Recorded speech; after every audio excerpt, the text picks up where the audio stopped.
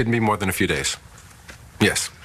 I'll check in, but I want you to call me if there's any change in my brother's condition, no matter how small. Okay? You have my mobile number? And the Seattle number? Okay, that's it. Thanks. We're set. Thank you so much, Greg. I'm observing Matthew's surgery. Not operating, not even assisting. But you will be there if Dr. Nance needs anything. He's good, Rachel. He learned from the best. I'm actually really excited about this now.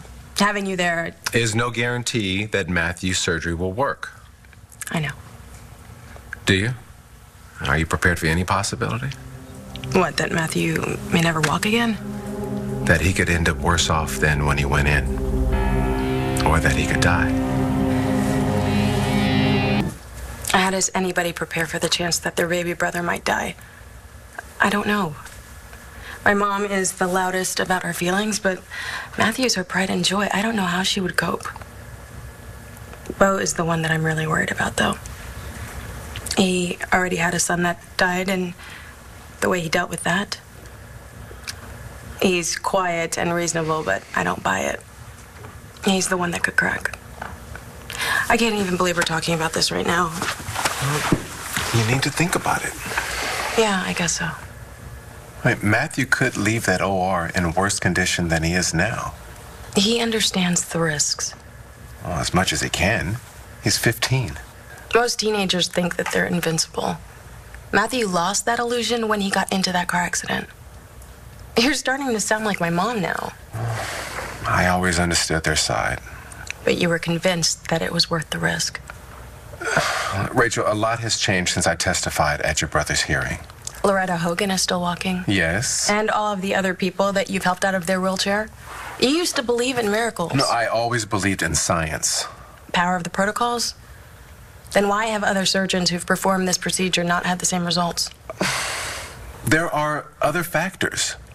The patient's health, their overall condition, even the exact nature of their injury. Bull. Excuse me? It's not just about technique. You were good at this, Greg, because you put every bit of your heart into it. I keep my heart out of it. The less I feel, the better I do. Really? How's that working for you now? And surgeons don't get involved with their patients.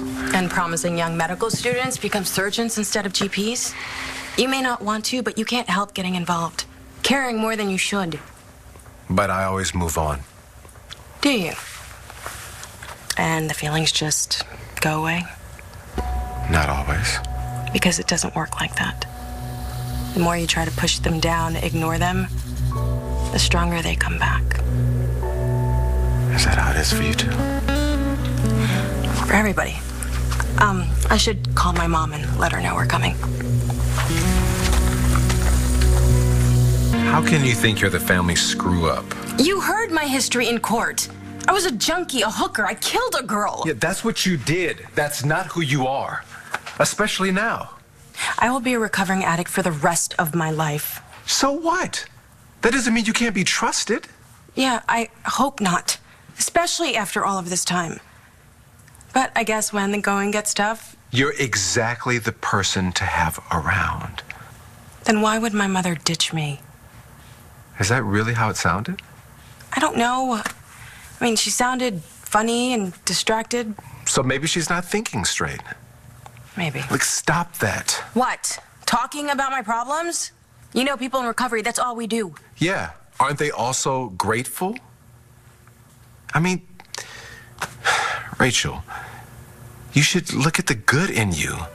All the progress that you've made. Look, you are a beautiful woman. Not just outside, but...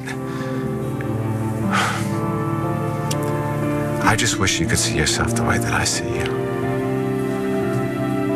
If I could have operated on Matthew for you, I would have. For you as well as for... Look, I'm sorry I let you down. Like, this whole thing that's happened with your family, it would have never happened if I'd kept myself together. You didn't let me down, Greg. Yeah, I did. You took a step back to look at your life. That's brave, especially when you didn't have to. Yeah, I did. talk about the family screw up. It's not you. You're the only one that's blaming you. You're a brilliant doctor. with no heart. I wish you could see yourself the way that I see you.